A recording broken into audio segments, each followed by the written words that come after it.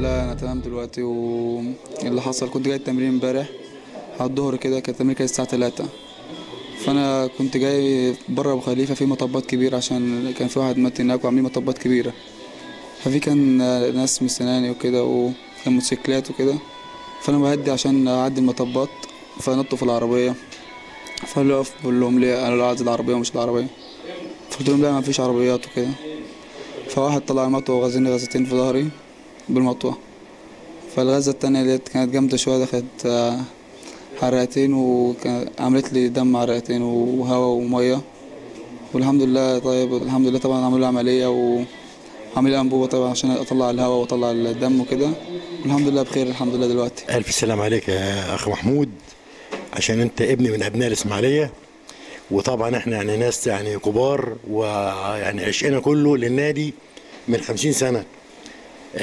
طبعا يعني أنا بتمنى النادي الإسماعيلي يرجع زي زمان، أيام رضا الشحتة والعربي ويسر والسقا. الناس دي ادت للنادي الإسماعيلي ليه؟ عندها انتماء لبلدها. الحمد لله بقى كويس وموقف وعدى.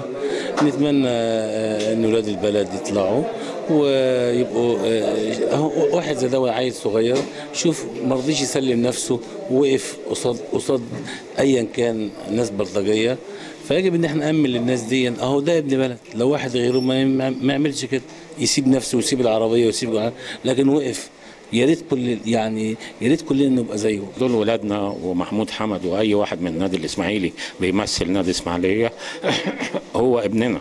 واحنا وانا والحاج حوده فرج يعني اول ما عرفنا ان محمود بعافيه جينا على طول، حتى ما نعرفش المجموعه والدنيا كده، والحمد لله اطمنا عليه، وربنا يعني باذن الله يقومه بالسلامه ونشوفه تاني في الملعب.